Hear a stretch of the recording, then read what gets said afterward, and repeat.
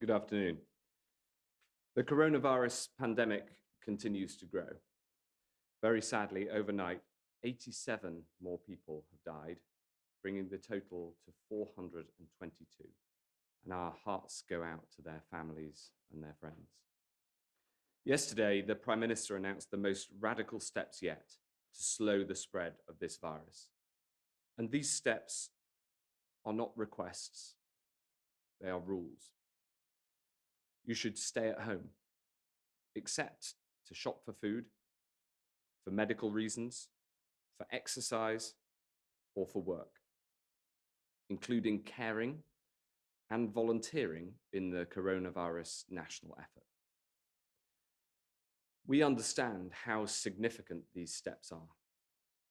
We ask for your forbearance, but I think that the public knows that this is important, and they know how vital a task it is that we get a grip on the spread of this virus and slow it down.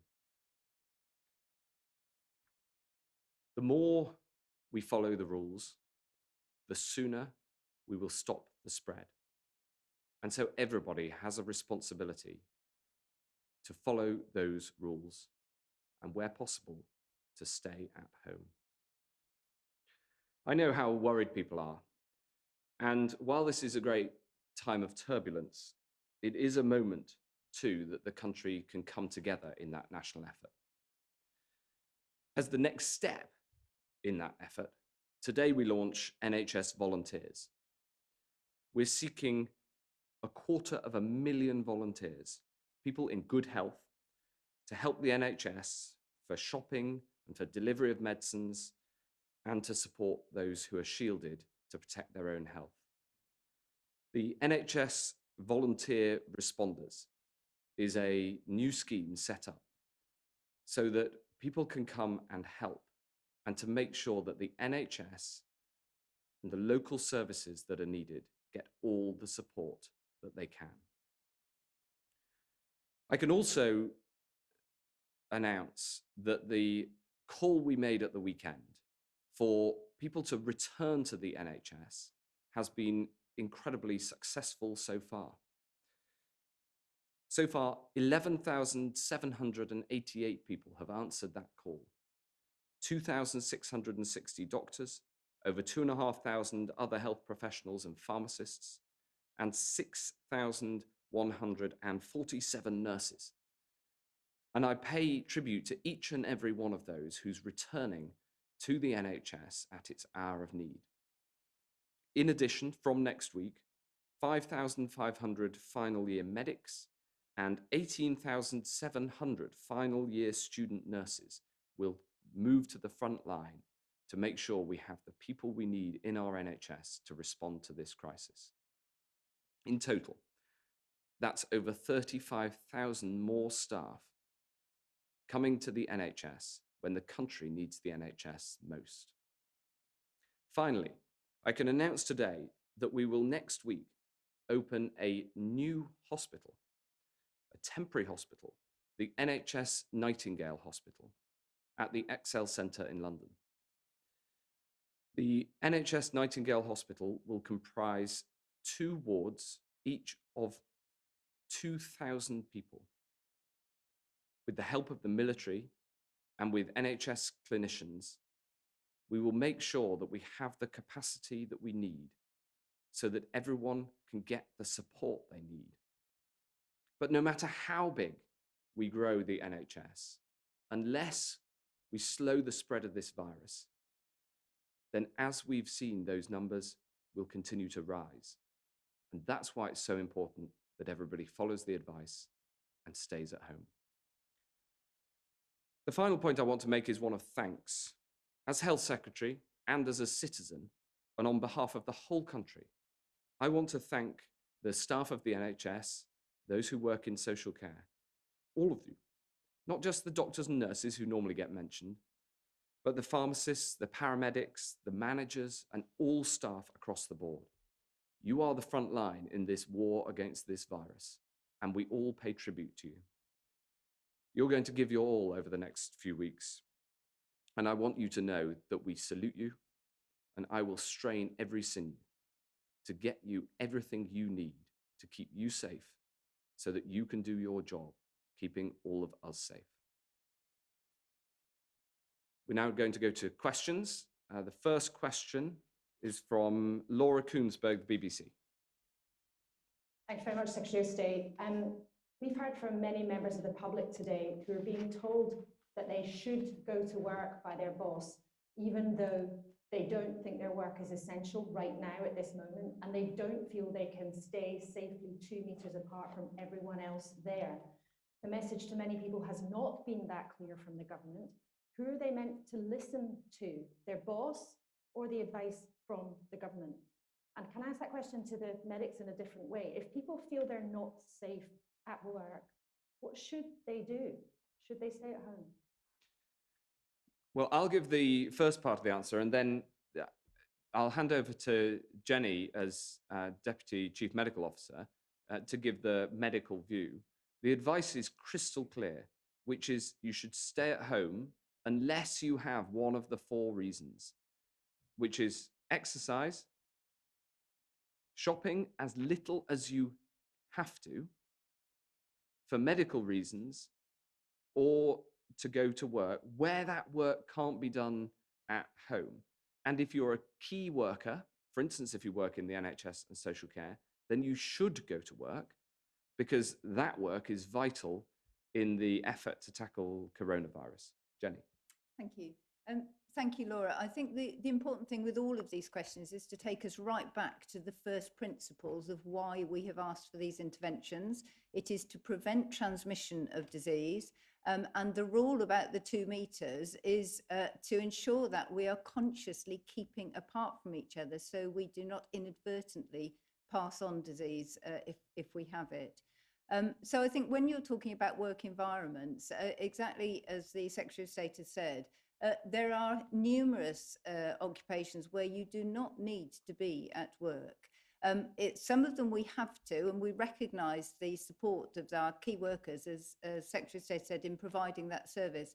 But many don't need to be. And I think we are encouraging our employers to think really carefully about how they can innovate in the way their staff are working. And if they do need to be in the office, just to spread people around. I know, for example, for a few of us who are having to be in environments, actually there's an awful lot of space created, so you can practice safe distancing at work. I think it's a common sense principle, and we all need to apply it, both employers and employees.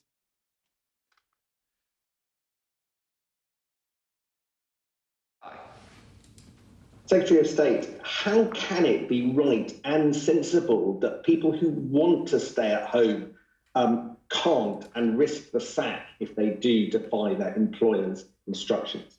And a question to the Deputy Chief Medical Officer, just a practical one. Imagine you've got a 2-year-old who is ill and both parents, or the only parent, a 2-year-old who is healthy and both parents or an only parent gets ill. What is meant to happen to that child?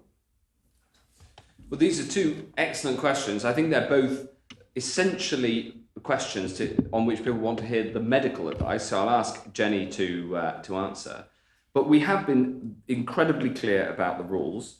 And one of the reasons that we strengthened the rules yesterday and essentially flipped the basis of the rules. So it's not do whatever you like so long as you don't do the following. It is stay at home unless you've got a good reason. And we will also enforce against those rules. But I'll ask Jenny to answer the point on people who are asked to go to work. Of course, if you're in a workplace that we have said will close, then we're going to enforce against those closures as well. Jenny. So same principles apply, I think. Obviously, if people don't feel safe in their work environment, they should always raise those concerns. And I think by far the majority of employers are being really sensible and supportive, and there's been huge support for staff and to the population in general. But for some environments, so the obvious one is our healthcare environment. We are ensuring that staff understand what the risks of working are, and how we're supporting them to do their work safely. I think you raised an issue particularly about specific environments. We cannot individually cover every single scenario, whether it be in the workplace or whether it be in the family. So again, it's back to applying the principles. If individuals can work safely, they can keep a distance apart. And they also, I think the other thing, it's important to remember the fundamentals of our early campaign, which is around hand washing, maintaining that frequently. So if there are facilities there to do that, they should be using them. If they don't feel that safe to do that, then I think it's reasonable to highlight that very firmly with their employer. You raised a particular issue about a young child.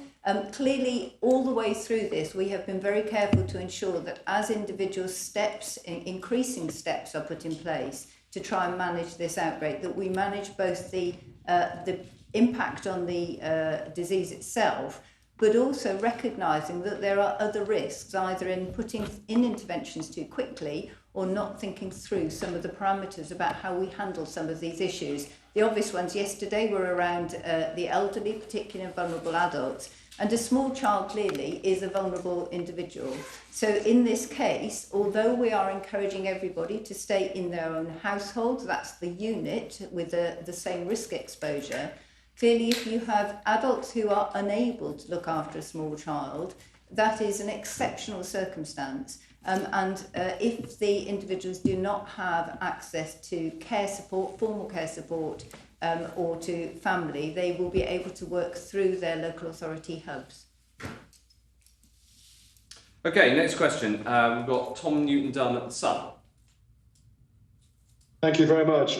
Secretary of State, question to you and then one to the Deputy CMO if I can. Why are you so adamant that non-key workers must go to work as much as possible if they can't work at home in the fields of manufacturing, construction? Is it because you share Donald Trump's concerns that the cure can be more dangerous than the problem, the sentiment he expressed this morning?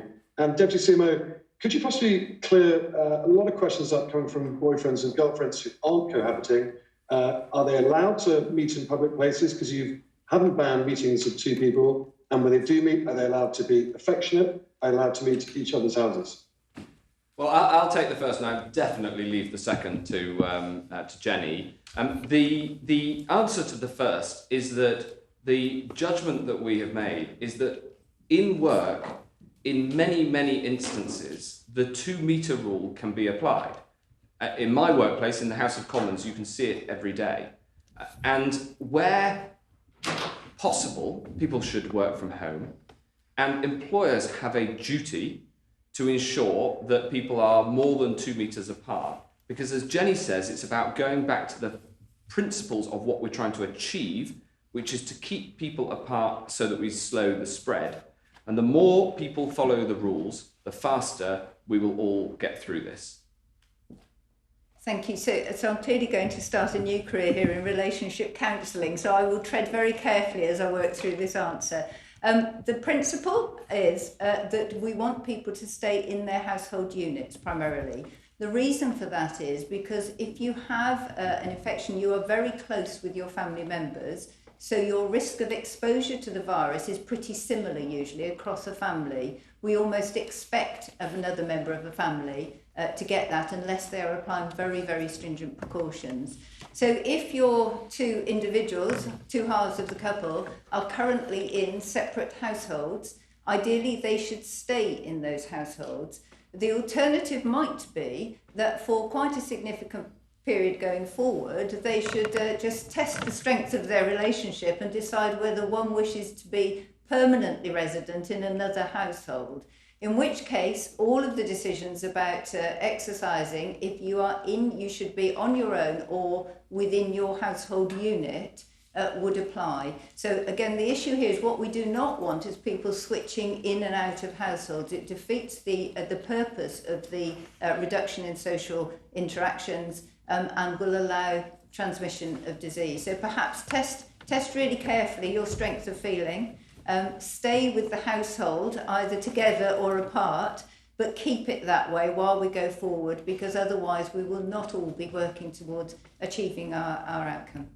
There you go. Make your choice and stick with it. Very good. Is anything you wanted to add on that, I think Steve? Jenny gave a perfect answer. Yeah.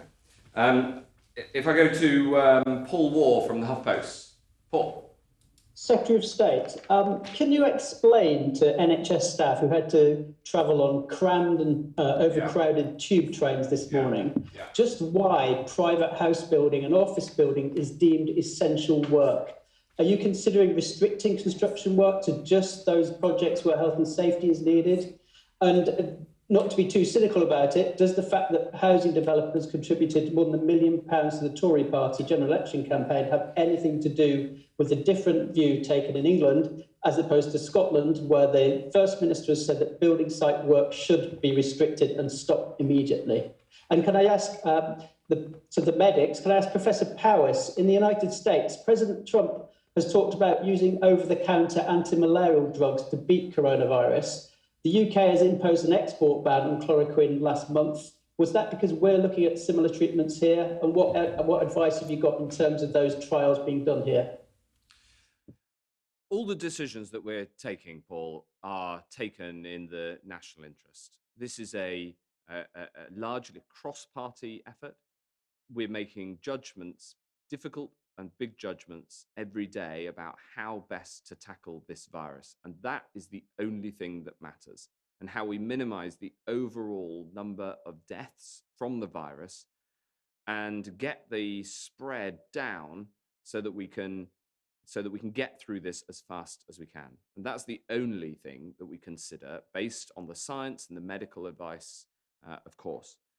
When it comes to the tube, the best answer is that Transport for London should have the tube running in full so that the people travelling on the tube are spaced out and can be further apart, obeying the 2-metre rule wherever possible. And there's no good reason in the information that I've seen that the current levels of tube provision should be as low as they are. We should have more tube trains running. When it comes to construction, there's many countries that have made the same judgment that construction can carry on with people 2 meters apart from each other. And of course, people need to get to work, but the best way to do that is 2 meters apart from others with more tube trains running. When it comes to NHS staff, there's another reason why we need tube services up and running, preferably in full, so that we can get NHS staff to their posts and doing the work that they're doing. Shall I hand over, Steve, on the medical question? So thank you, Paul. So as you know, this is a new virus, and so we do not have a tried and tested specific drug treatment that can act against the virus. But there are a number of drugs where there is a lot of interest that they may potentially have an effect in the treatment of the virus. And the ones that you mentioned, which are chloroquine and hydroxychloroquine, those are drugs that, as you say, have been used in malaria, are on that list. So there is a lot of interest both internationally and also in the UK to learn how those drugs might be used. Here in the UK, we want to do as much as we possibly can within the context of clinical trials. We have excellent networks already set up to be able to do clinical trials. And it's important that we do that to absolutely learn where the drugs potentially work and where they don't. And I'm really delighted that we have already recruited the first person in the UK into one of those clinical trials. So yes, this is an area of intense interest. We will, of course, be working with our colleagues around the world as they look at these drugs, but in the UK, we will also be looking at drugs such as this so that we can see whether there is a specific treatment that we can use. Okay, great. Thank you, Paul. Final question from Heather Stewart, The Guardian. Secretary of State, can I ask about testing? Yeah. You mentioned in the House that ordered millions of tests that are going to come in the days and weeks ahead. Is that the antibody test that you've talked about? And if so, how soon might those be available? And can you use them to test NHS staff so that they can go back to work if they've had the virus? And can I just ask the more overarching question? You talked about that sharp increase in the death toll. Is it possible or even probable that some of those deaths might have been avoided had we implemented a very stringent lockdown sooner? Do you have any qualms about that at all? Thank you, Heather. If I answer, and then I'll also ask Jenny to go into more detail. I understand why NHS staff, in particular, and others across public service, are so keen to get the testing ramp up that we need to see and that we're undertaking. Of course, it really matters for getting people back to work. So we've now bought 3.5 million antibody tests. That will allow people to see whether they have had the virus and are immune to it, and then can get back to work. And you might have seen in the Commons earlier, I was sat next to Nadine Dorries because she now has had coronavirus, and she can and she is for the time being immune to it, because we expect the people not to be able to catch it except in very exceptional circumstances for a second time. So on testing, we are ramping up. Those will come online very soon. In fact, our new testing facility in Milton Keynes opens today, and we therefore are on the ramp up of the testing numbers. The other thing I want to mention in that space is, of course, many people across the NHS are asking for more protective equipment, personal protective equipment. And I can tell you that over the last 24 hours, we have shipped 7.5 million pieces of protective equipment, especially the masks, the so-called FFP3 masks, which are very important to get out. And there's now a hotline, so that if you are in the NHS or social care, including in pharmacy, if you call the hotline, if you don't have the PPE that you need, then we will get it to you. That's literally a military effort to get these millions of pieces of kit out to people. If people are working on the front line to look after us, it's vital that we look after them. Jenny. Yes, so I was just going to add a little bit more on the testing, and I don't know if Stephen wants to as well.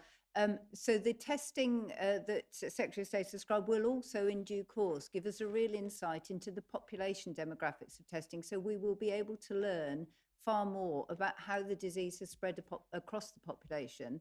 And that might be one of the tools that we have when we get towards the end of the epidemic in the UK as well. We'll be able to understand much more about how it transmits, and therefore be able to close it down more tightly. The other testing, of course, is the here and now testing. And we're also working really hard to ramp that up, partly in the NHS, but separately as well. And I think this goes back to the point about nurses, medics, our care staff, knowing when they do or do not have the illness, so that they can actually take their families or themselves out of isolation safely and be on the front line. We're not there at the moment, but we have that very much coming through, and a lot of activity on it. And I think that's really important. On the point of the deaths, I mean, I think it's inevitable. Any death is a sad event, and we would all want to prevent those. I think it's really difficult if we start to, as there is a tendency at the moment, I think, to start comparing individual countries, what the death rate has been, how many deaths there have been, and what the impacts of various lockdowns have been. And I think the word lockdown, as I've mentioned previously, is very difficult, because in effect, what we have done in this country is systematically put in steps using the science, looking at the data, to have the greatest impact at the right time. And that is the policy which we are following now. And obviously the interventions which are changing the way people live their lives that went in yesterday are to continue to do that. It's not at all clear, I think, that in many of the countries where they have applied different lockdown principles, and obviously we need to be really clear what they are and when they were put in. Italy has had a lockdown for some time, and very sadly, the death rate there is staggeringly high. And so I think we would have expected to some extent this number of deaths. We're looking very much as we go forward, if everybody does what we've asked them to do yesterday, which is stay at home whenever they can, look after our elderly, we're very much hoping that our death rates will stay low, and we will be able to push the epidemic forwards and flatter.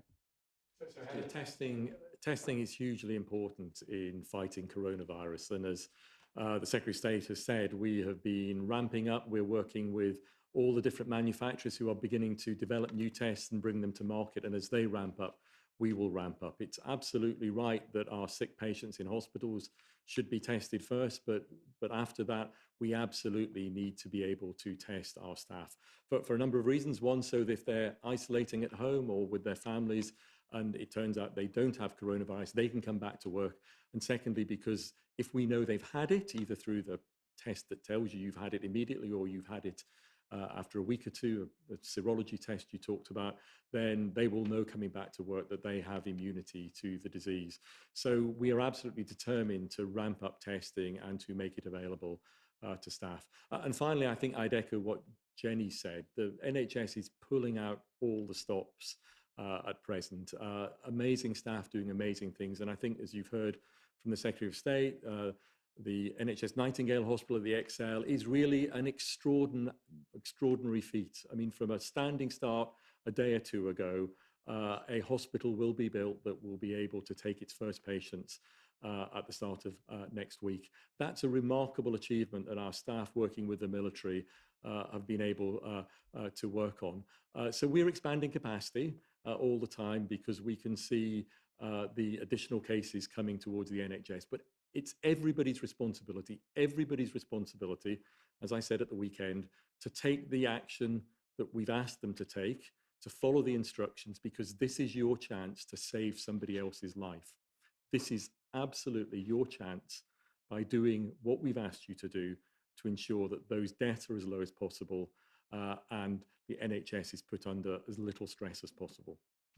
Well, thank you. That ends the first press conference that we know of from Downing Street. Thank you for the questions. Thank you to all the IT people who made sure that the kit worked. And in a way, it demonstrates that we can all be in different rooms. We can be more than 2 meters apart, and we can still answer the questions that people have got. So thank you very much indeed.